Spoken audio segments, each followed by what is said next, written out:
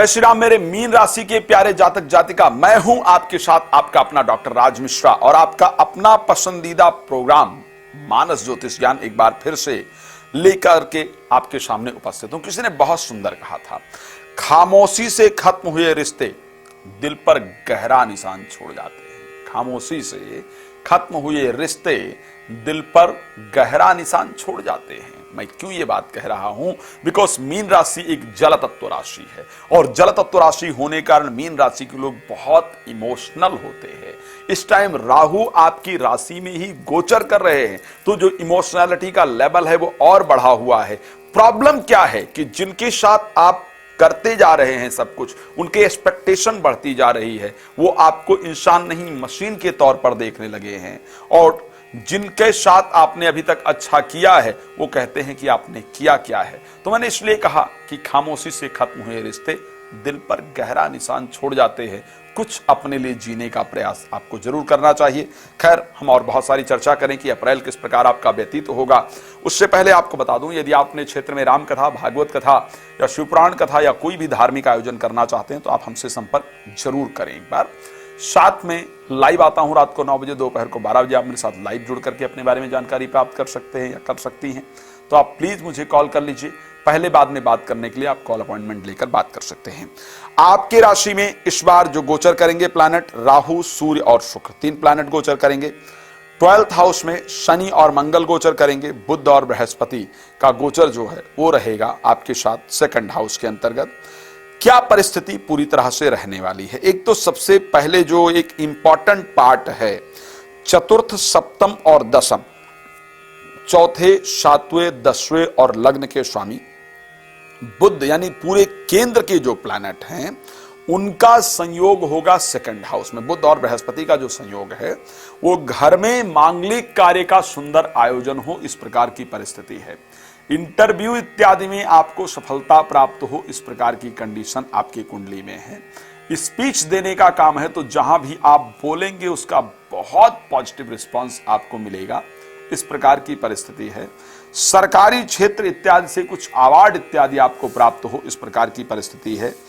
प्रेमी प्रेमिका आकर के खुद प्रेम का इजहार करें, टूटे हुए रिश्ते फिर से आपके जुड़ जाएं, इस प्रकार का संयोग आपकी राशि के अंतर्गत दिख रहा है।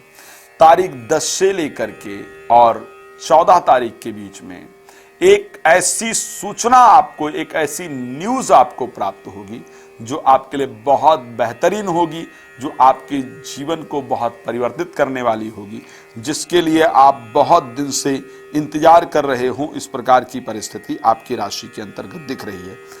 भाग्य इस महीने आपका विदेश में काम करने वाला है, तो फॉरेन से रुका हुआ, विदेश में अगर कोई काम आपका रुका हुआ है तो वो कार्य इस महीने आपका बनने जा रहा है, इस प्रकार की कंडीशन दिखती है। लेकिन कुछ बड़ी इंपॉर्टेंट चीजें हैं जो मैं आपको बताना चाहता हूं। एक तो नींद से रिलेटेड प्रॉब्लम इस महीने आपको फेस करना पड़ेगा। नींद आने में दिक्कत उत्पन्न हो, इस प्रकार की परिस्थिति आपकी राशि के अंतर्गत नजर आ रही है। आपको नींद इत्यादि आने में समस्या का सामना करना पड़ेगा, इस प्रकार की कंडीशन आपकी राशि में है। नींद में प्रॉब्लम हो, ऐसे कंडीशन होगी। बेकार के खर्च से बचना होगा। कुछ खरीदने जा रहे हैं या बेचने जा रहे हैं तो ऐसे कंडीशन में इसमें बड़ा सावधानी और बड़ा रिसर्च करके आपको चलना होगा, बिकॉज बेकार का खर्च इस महीने अधिक हो, इस प्रकार की परिस्थिति है। धन का नुकसान हो, इस प्रकार की कंडीशन आपकी राशि में है।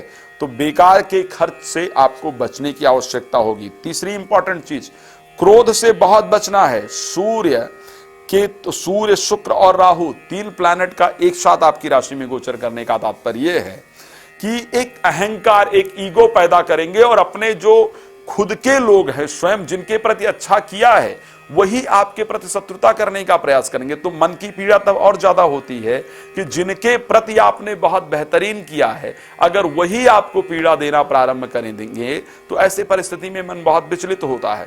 तो उन लोगों से भी सावधान रहने की आवश्यकता है जिनके प्रति अभी तक आपने बहुत बेहतरीन किया है, उनकी तरफ से भी कुछ पेनफुल रिजल्ट प्राप्त हो, इस प्रकार की कंडीशन है।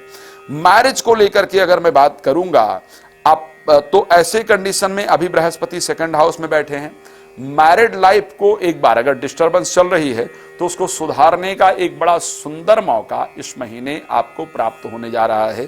तो उस मौके को आपको जरूर यूटिलाइज करना है और उस पर काम करने का प्रयास करना है। इस महीने प्लीज शेयर मार्केट इत्यादि में पैसा इन्वेस्ट नहीं कीजिएगा। शेयर मार्केट वगैरह में अगर इन्वेस्ट करते हैं वहां से आपको अच्छे रिजल्ट प्राप्त हो, इसके संयोग मुझे बहुत मुश्किल दिख रहे हैं। तो शेयर मार्केट इत्यादि में इन्वेस्ट करने से आपको विशेष रूप से बचने की आवश्यकता इस राशि के अंतर्गत है। बुध जो आपके 3rd हाउस के स्वामी और 4th हाउस के स्वामी हैं, वो 4 तारीख को अस्त हो जाएंगे और वक्री भी हो जाएंगे।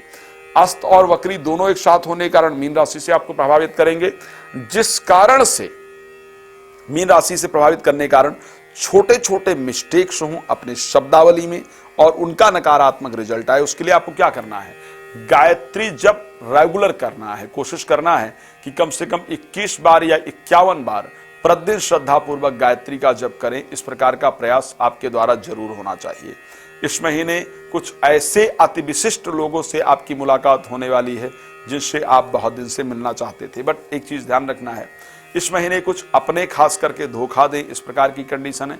अपने आप को फ्रस्ट्रेशन से बहुत बचाने की आवश्यकता है। आपके लिए बड़े महत्वपूर्ण होंगे 2-3 दिन।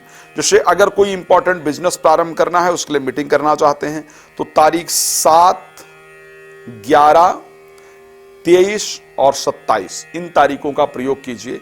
प्रोफेशनल किसी भी डिसीजन की बात कर रहा हूं। संतान के लिए यदि आप लोग चाहते हैं कि संतान प्राप्त हो, उसके लिए कोई मेडिकल ट्रीटमेंट लेना है या नॉर्मली अगर प्रयास करना है, उसके लिए 3, 7, 9, 17, 21, 24, 27 और 29 ये डेट आपके लिए बहुत फायदेमंद होंगे। यात्रा करने के लिए आपके लिए 2 तारीख, 6 तारीख, 8 तारीख, 14 तारीख, 16 तारीख, 18 तारीख, 24 और 27 आपके लिए बहुत फायदेमंद होंगे। कोई मुकदमा इत्यादि आप करना चाहते हैं, मुकदमा इत्यादि करना है या किसी विरोधी से अगर आपको बात करना है, तो ऐसे कंडीशन के अंतर्गत आपके लिए 9 तारीख, 22 तारीख, 29 तारीख और उसके साथ 17 और 14 ये तारीखें जो है वो आपके लिए बहुत फायदेमंद होगी। तो इन तारीखों में आप उसके लिए अच्छी तरीके से ट्राई कर सकते हैं। भगवान आपके जीवन को सुख समृद्धियों से परिपूर्ण रखें, यही शुभकामना रहती है। मैंने हमेशा कहा कि रात को 9 बजे और दोपहर को 12 बजे मैं लाइव आता हूं, तो आप मेरे साथ लाइव कार्यक्रम में जुड़ करके अपने बारे में जो भी प्रश्न करना है वो कर सकते हैं। रामकथा, भागवत कथा, शिव पुराण कथा अगर आप कराना चाहते हैं तो प्लीज आप हमारे साथ संपर्क कर सकते हैं। भगवान आपके जीवन को सुख समृद्धियों से परिपूर्ण रखे, इसी शुभकामना के साथ जय श्री राम। बहुत धन्यवाद।